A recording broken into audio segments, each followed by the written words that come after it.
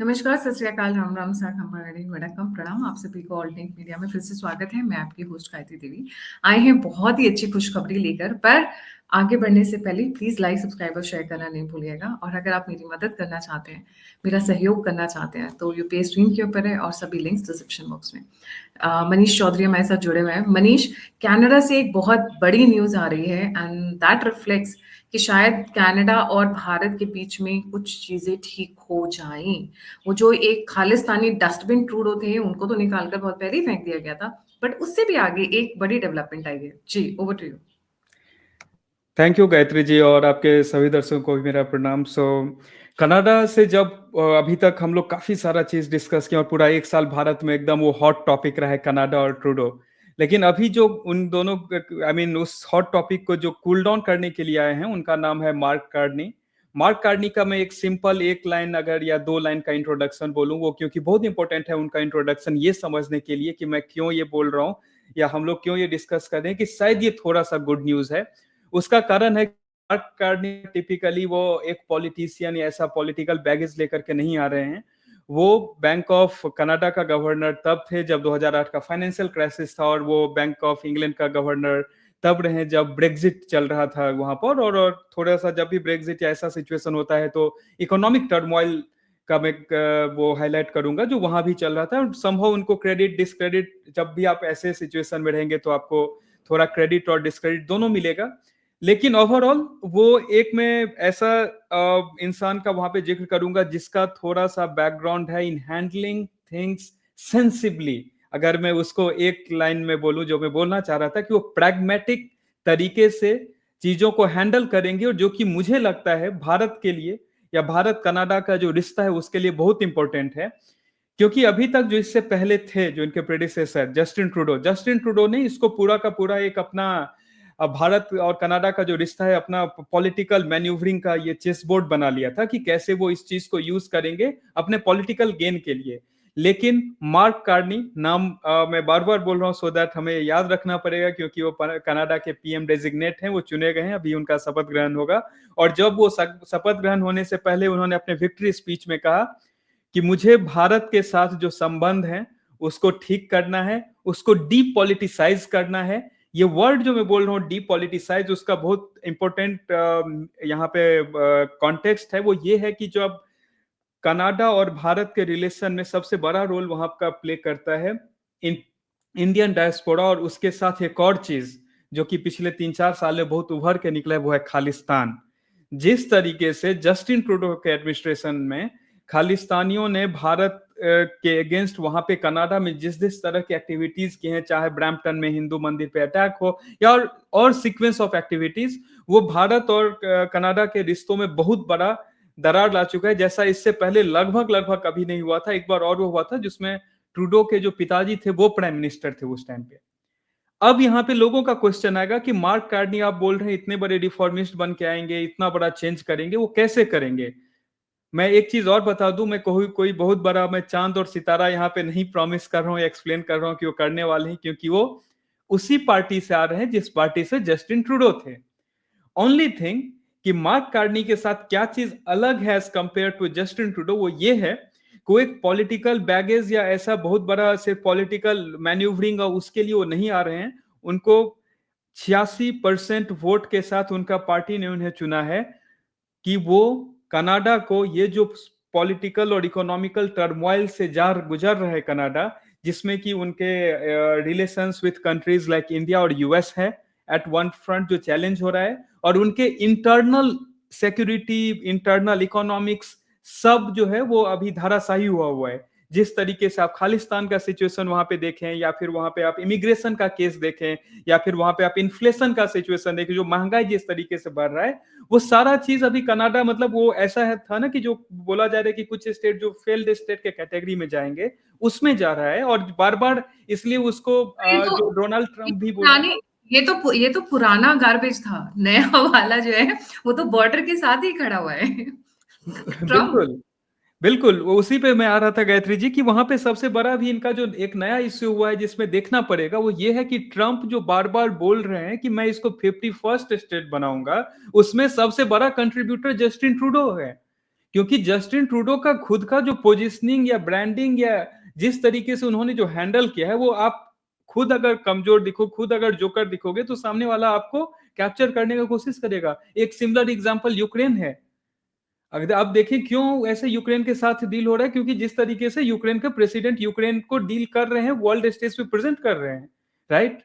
तो यहां पर मार्क कार्नी के आने से पहला चीज मैं भारत के बारे में थोड़ा बात करना चाहता हूं, वो ये है कि भारत और कनाडा का ट्रेड रिलेशन 8.16 बिलियन डॉलर का है, 8.16 बिलियन डॉलर का, जिसमें भारत जो है एक्सपोर्ट करता है 4.11 बिलियन डॉलर और इंपोर्ट करता है 4.05 बिलियन डॉलर।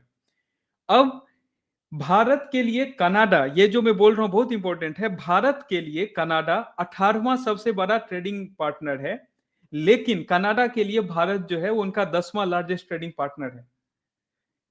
तो ये चीज, ये कॉन्टेक्स्ट समझना पड़ेगा कि इसमें जस्टिन ट्रूडो का जो सेल्फ, जो उनका जो खुद का जो हित था, उसको इन्होंने इतना ऊपर रख दिया कि कनाडा का जो लार्जर जो उनका हित है, जो उनके लोगों का, उनके देश का, वो वहां पे कॉम्प्रोमाइज हो रहा है। उन्हें लग रहा हो कि मैंने इंडिया को हट के, भाई इंडिया वैसे 4 बिलियन डॉलर का डील और 10 देश ऐसे लाइन पे अभी लगाने वाला है, जिस तरीके का हमारा इकोनॉमिक पॉलिसी चल रहा है, जिस तरीके से हम फ्री ट्रेड एग्रीमेंट्स हम परस्यू कर रहे हैं। लेकिन कनाडा के साथ भी हम वो करने के प्रोसेस में थे, बिकॉज ऑफ ट्रूडोज डीलिंग। और भारत, प्राइम मिनिस्टर मोदी के अंदर इस चीज को लेकर के बहुत सेंसिटिव है कि I can not go with trade if internal security of India is not discussed in the same league. वही चीज अभी हमने ब्रिटेन के साथ देखा, यूके के साथ, और वही चीज कनाडा के साथ, दोनों सेम प्रॉब्लम में काइंड ऑफ स्ट्रगल कर रहे हैं। अब आते हैं एक और चीज पे गायत्री जी, वो ये है कि जब ये लिबरल पार्टी से ही आ रहे हैं, तो मैं क्यों एक्सपेक्ट करूं कि ये अलग होंगे। नहीं एक्सपेक्ट कर रहा हूं कि बहुत ज्यादा अलग होगा, बस मैं सिर्फ ये एक्सपेक्ट कर रहा हूं कि जिस तरीके के बैकग्राउंड, एक टेक्नोक्रेटिक बैकग्राउंड से वो आते हैं, उनका पॉलिसीज, उनका जो हिस्ट्री रहा है वो ये रहा है कि वो डिफिकल्ट सिचुएशन में उन्होंने कनाडा के लिए ऐसे डिसीजंस लिए, जब as a Bank of Canada के गवर्नर के तौर पे, जो कनाडा का जो हित था वो आगे बढ़ा। अब अगर वो सेम चीज इंडिया के साथ करते हैं, जैसे उनका पहला स्टेटमेंट है मार्क कार्नी का कि मैं डीपोलिटिसाइज करूंगा, इसका मतलब मैं जो इंडिया का इश्यूज है खालिस्तान को लेकर के, जो इंडिया का इश्यूज है, जिस तरीके का इंटरनल कनाडा में जो ब्रैम्पटन में जैसे अटैक हुआ एंड ऑल, मैं उस चीज को भी, वो मुझे उम्मीद है कि वो सेम टेबल पे लाके रखेंगे कि ये सारा चीज नहीं होगा, इसको मैं डील करूंगा as strictly as any government should deal it, so that जो ट्रेड एग्रीमेंट्स है वो आगे बढ़ सकें।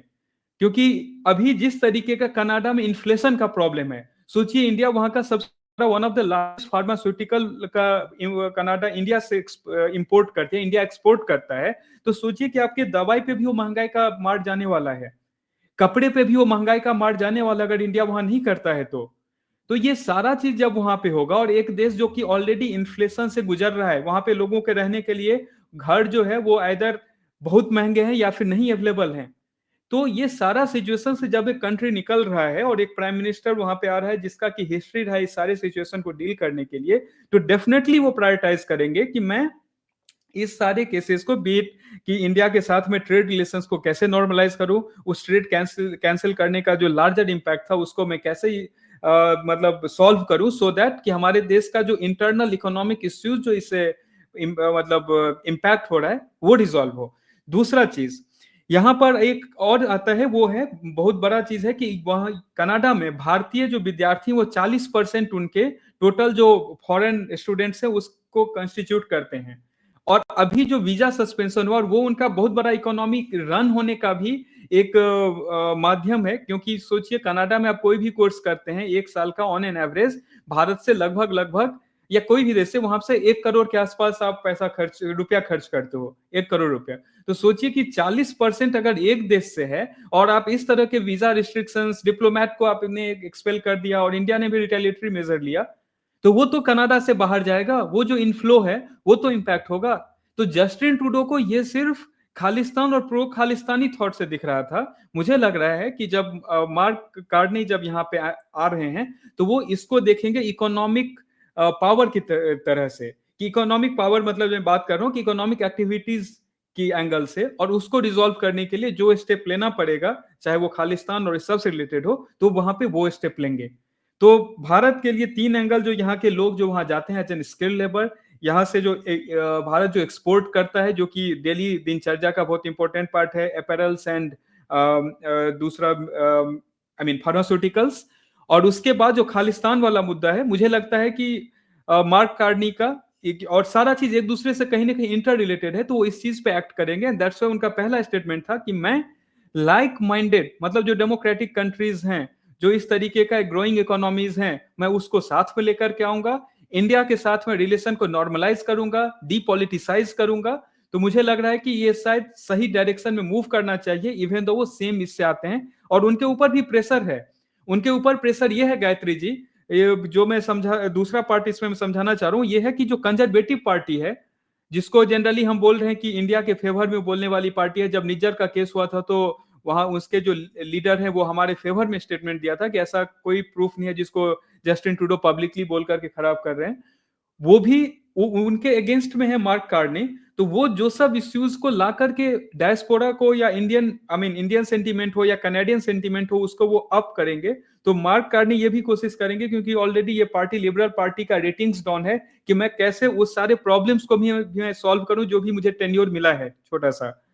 तो इसलिए मुझे लगता है कि भारत के लिए ये एक बेटर सिचुएशन है। आई विल नॉट से कि सब हंकी डोरी सब बढ़िया हो जाएगा, but much better, much logical, much more accurate, precise and pragmatic person है जो पावर में आ रहा है। और इसलिए सो अभी ये तो हो गया भारत की बात। वो दो तरफ से घिरा हुआ है, दो क्या मैं बोलूंगी, तीन तरफ से घिरा हुआ है कनाडा। एक तो सबसे पहले जब पंगा शुरू किया, फर्स्ट एंड फॉरमोस्ट वो है खुद खालिस्तान, जिसका आपने जिक्र कर दिया, जो उनका खुद का ड्रग्स का प्रॉब्लम है, वायलेंस का प्रॉब्लम है। जो नेटिव कैनेडियंस हैं, जिनको मैं जानती हूँ, कई बार फेसबुक पे बात हुई है। एक टाइम ये भी था कि मैं कनाडा जाने वाली थी, फिर बाद में मैंने डंप कर दिया। मैंने कहा ना, अपना Africa is much better than Canada, and Bharat is का तो कोई कंपैरिजन ही नहीं, अपनी मातृभूमि है। सो वहाँ के जो लोकल हैं, जो वहाँ के नेटिव हैं, they don't want serious, they don't want refugees. So that's a simmering discontent. वहां पर एक बहुत अंडरग्राउंड, जो बोलते हैं ना, सुनामी की तरह डेवलपमेंट्स हो रही है, किसी भी वक्त हिट करेंगी बहुत बैडली पॉलिटिकल पार्टीज को। दूसरा हो गया भारत के साथ जो इन्होंने पंगा किया था। तीसरा आते हैं जो उनके बॉर्डर के साथ ही खड़ा हुआ है, जी, यूएस। जी गायत्री जी, आई गेस मुझे लगता है कि वहां पर जो मार्क कार्नी का जो वे ऑफ डीलिंग होगा, that is going to be tough for US to handle, क्योंकि मार्क कार्नी आते ही उन्होंने एक नेशनलिस्टिक अप्रोच लिया है, जहां पे वो कनाडा फर्स्ट की बात कर रहे हैं। तो मुझे लगता है कि इंडिया के साथ जैसे वो ये बात कर रहे हैं कि इस चीज को और मैं बेटर करूंगा रिलेशन, उन्होंने आते ही जो पहला स्टेटमेंट दिया है वो दिया है कि कनाडा के हित को मैं पहले रखूंगा, और कनाडा जो है, ओटोवा जो है, यूएस का पार्ट कभी नहीं हो सकता। और कनाडा अपना ट्रेड वॉर में अगर यूएस जाना चाहती है तो कनाडा उसके लिए तैयार है। और ट्रूडो, अनलाइक ट्रूडो, ट्रूडो के साथ प्रॉब्लम क्या था, मैं बार बार वो चीज सबको समझाना चाह रहा हूं। मैं जब भी ऐसे वन ऑन वन कन्वर्सेशन होता है, वो समझना बहुत जरूरी है।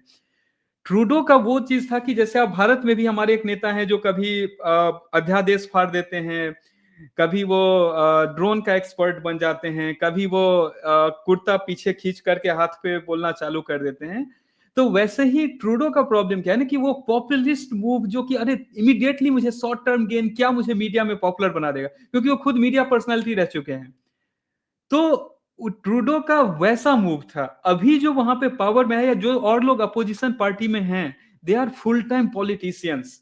वो इसको कैसे डील कर रहे हैं, मैं एक छोटा सा हिंट देना चाहता हूं, या जितना मुझे नॉलेज है, मैं एक्सपर्ट नहीं हूं इस डोमेन का, लेकिन जो मुझे नॉलेज है मैं वो बता रहा हूं, और आगे आने वाले दिनों में अनफोल्ड होगा। वो ये है कि जब यूएस के साथ ये ट्रेड वॉर में जा रहे हैं, यूएस इनके इंपोर्ट्स पे 25% का इन्होंने ये डाल दिया है, इनके आई मीन टैरिफ लगा दिया है कुछ बहुत सारे इंपोर्ट पे। इन्होंने क्या किया है, इन्होंने बोला है कि मैं एक पैनल बनाऊंगा, एक काउंसिल, जो क्या करेगा कि मेरे लिए रिपब्लिकन जो सीनेट्स हैं, रिपब्लिकन जो एमपीज हैं, वो उसका लॉबी तैयार करेगा। वो लॉबी कनाडा के लिए फेवरेबल कंडीशंस क्रिएट करेगा इन डिफरेंट स्टेट्स। उसके बाद इन्होंने एक और क्या किया कि इन्होंने क्या है कि मैं क्या करूंगा, टैरिफ लगाऊंगा, जो मिशिगन और कुछ और स्टेट्स हैं जहां से ऑटोमोबाइल आता है, कनाडा में जो आता है, मैं उस पर टैरिफ लगाऊंगा, which will create a panic state with in US. तो इन्होंने उसको प्रॉब्लम को ब्रेक डाउन किया। ऐसा नहीं कि सीधा ट्रंप को हम गोल्फ के उसके फ्लोरिडा हाउस में मिल भी रहे हैं प्रेसिडेंट ट्रंप से, और इधर आकर के हम रो भी रहे हैं, मीडिया में, और उसके बाद हम कुछ मेजर्स, हमारे पास कुछ वे ऑफ डीलिंग नहीं है। इन्होंने आते ही बोल दिया कनाडा का जो हित है वो पहले रहेगा, और उसके लिए काउंसिल ऑफ एक्सपर्ट्स है, उसको कुछ काउंसिल बोलते हैं, वो काउंसिल में प्रिपेयर करके मैं लॉबी क्रिएट करूंगा with in Republican party, with in Republican governors, क्योंकि बहुत सारे जो स्टेट हैं जहां पे ये सारे मैन्युफैक्चरिंग होता है जो रिपब्लिकन्स के अंदर है, मैं उसके अंदर ये लॉबी बिल्ड करूंगा, then I will negotiate it for Canada. क्योंकि भारत और यूएस और कनाडा और यूएस दोनों में दोनों डिफरेंट है। जैसे हमें चाइना से जिस तरीके से हमें डील करना पड़ता है, उसी तरीके से कनाडा को निगोशिएट करना पड़ता है यूएस के साथ, इवन तो वो एनिमी कंट्री नहीं है, लेकिन ट्रेड एक ऐसा चीज है जो सॉफ्ट वॉर है, जो चलेगा पूरा दुनिया भर में चलेगा। इंडिया को हम बार बार मोदी जी टैरिफ कैसे सुन के आ गए, ऐसा नहीं है। वो किस चीज के लिए गए थे, क्या गए थे, इंडिया कैसे डील करे, दैट इज वेरी डिफरेंट। तो वहां पर कनाडा से डील करने में जस्टिन ट्रूडो का क्या था, सॉरी, कनाडा का यूएस से डील करने में जस्टिन ट्रूडो सिर्फ मीडिया रियोट्रिक्स कर रहे थे। उनके पास कोई सब्सटेंशियल एक्शन नहीं था, वो क्या करेंगे अगर कनाडा को भी सेव करना हो। बट मार्क कार्ने आते ही उन्होंने जो इंडिकेशंस दिया है, जिस तरीके का उसको लेवल मतलब मल्टीपल लेवल पे ब्रेक डाउन करके उसको यूएस को हैंडल करने का कोशिश किया। और हाँ, उसके साथ एक और चीज जो यूएस बार बार बोलती थी, ट्रूडो उस पर बोलते थे लेकिन कुछ करते नहीं थे, वो ये था कि जो इलीगल इमिग्रेशन, मार्क कार्नी ने आते ही ये एक उन्होंने स्टेटमेंट दिया है कि इलीगल इमिग्रेशन को इन आइदर साइड, चाहे जो लोग कनाडा में आ रहे हैं या फिर जो लोग कनाडा से यूएस जा रहे हैं, दोनों पे ही is going to put a stricter crackdown. एक और चीज है जहां पे ही हैज टॉक्ड अबाउट, वो ये है कि ऑन एन एवरेज कनाडा में 4 लाख लोग आते हैं इमिग्रेशन बाहर से। अब इन्होंने वहां पे बोला है, क्योंकि जो कंजर्वेटिव पार्टी है वो बार बार कनाडा फर्स्ट की बात करती है, इन्होंने भी बोला है कि मैं 4 लाख से 3 लाख करूंगा वहां पर, जो लीगल तरीके से, जो वीजा के साथ, डंकी रूट की मैं बात नहीं कर रहा हूं। और साथ में इन्होंने कहा कि कनाडा के जो बॉर्डर्स हैं, चाहे अंदर घुसने के लिए, कनाडा से बाहर निकलने के लिए, दोनों पे एक स्ट्रिक्ट एक्शन लिया जाएगा। एंड अगर वो होता है तो that is one step where Trump will be और Trump will already start getting lenient, क्योंकि ट्रंप का वो one of the major rhetorics में से है, पॉपुलिस्ट मूव है ट्रंप का भी, कि मैं इलीगल इमिग्रेशन को रोकूंगा। इन नट सेल मुझे लगता है कि मच मोर कैलकुलेटेड एक पर्सन है जो आया है, उसका कोई इलेक्टोरल बैकग्राउंड नहीं है, वो कुछ ऐसे डिसीजंस ले सकता है जो कि पॉपुलिस्ट डिसीजन नहीं हो, पॉपुलर नहीं हो, बट में भी कनाडा के हित में हो। और बहुत बार ऐसा देखा गया है गायत्री जी कि जब आप ऐसे लोग को लाते हैं जिसका इस तरीके का बैगेज नहीं हो, बहुत ज्यादा इमीडिएट एम्बिशन नहीं हो, तो वो इफेक्टिव प्रूव हुए हैं। अभी टू अर्ली टू से, ये सारे इंडिकेशंस हैं, बट मुझे लग रहा है कि खालिस्तान भारत कनाडा ट्रेड या कनाडा यूएस का जो सिचुएशन है, वो सारा चीज शायद थोड़ा बेटर डायरेक्शन में जाए। और पर्टिकुलरली जिस तरीके का उनका इंडिकेशन है, एक भारतीय होते हुए हमारा हमेशा रहता है कि इंडिया का इंटरेस्ट कहाँ पहले सर्व हो रहा है, तो जिस तरीके से उनका स्टेटमेंट है या कनाडा यूएस का डीलिंग्स है, में उन्होंने कनाडा फर्स्ट रखा है, लेकिन कनाडा इंडिया में ही इज मोर फोकस्ड कि इसको कैसे बेटर कर सकते हैं रिलेशन को। तो आई थिंक अभी तक पॉजिटिव सिग्नल्स लग रहे हैं, फिंगर्स क्रॉस्ड, क्योंकि पार्टी सेम है, वही लिबरल पार्टी है, वही लोग हैं पीछे, माइनॉरिटी गवर्नमेंट है, बहुत सारे लोग ब्लैकमेल करने के लिए होंगे सारे जगह पे। प्राइम मिनिस्टर मोदी जैसा नहीं कि 3 बार back to back with such a standing majority. तो विल हैव टू सी कि जो प्राइम मिनिस्टर का वहां का विल है वो पार्टी कैसे सपोर्ट करती है और प्राइम मिनिस्टर कैसे एग्जीक्यूट कर पाते हैं। Fantastic, let's see, let's keep our fingers cross, क्योंकि हमें भी अच्छे रिलेशंस चाहिए। तो होप कि मार्क कार्ने की वो बोलते हैं ना, भगवान उन्हें सद्बुद्धि दे, भगवान उनको अच्छी वो दे। We are the 10th largest trading partner for them and for us it's 18, and remember we can diversify at any point of time. ऐसा कुछ एक्सक्लूसिव नहीं दे रहे हैं वो जो हम नहीं कर सकते। ऑलरेडी हम उनकी जो वहां से हम लेते हैं उस बास्केट को डाइवर्सिफाई कर रहे हैं, स्पेशली दाल के कॉन्टेक्स्ट में और कई सारे एडिबल प्रोडक्ट्स के कॉन्टेक्स्ट में जो मैं बात कर रही हूँ। तो उसको डाइवर्सिफिकेशन का प्रोसेस सेंट्रल गवर्नमेंट ने स्कीम्स लॉन्च की हैं, दालें उगाने के लिए, मिलेट्स उगाने के लिए, बहुत सारी इस तरीके की चीजें चल रही हैं। तो इसी वजह से शायद खालिस्तानी ज्यादा वहां पर जो बैठे हुए थे, जो आईएसआई के पेरोल पे, उनको ज्यादा मिर्ची इसीलिए लगी थी क्योंकि हम उनसे खरीदना बंद कर रहे थे। तो बीच में जो अड़हतिये थे, जो मिडिल मैन थे, उन लोगों को ना वो पैसे कम हो रहे थे, तो उन लोगों को ऑब्वियसली चुटकी तो फील होनी ही थी। Thank you so much Manish ji for joining. जाने से पहले व्यूअर से रिक्वेस्ट है, मुझे आप लोगों के लाइक, सब्सक्राइब और शेयर की बहुत सख्त ज़रूरत है। प्लीज़ लाइक, सब्सक्राइब और शेयर करें, और अगर आप कंट्रीब्यूट कर सकते हैं तो मुझे कंट्रीब्यूट करें, मेरा सहयोग करें, सहायता करें। इसी के साथ जय हिंद, जय श्री राम, हर हर महादेव।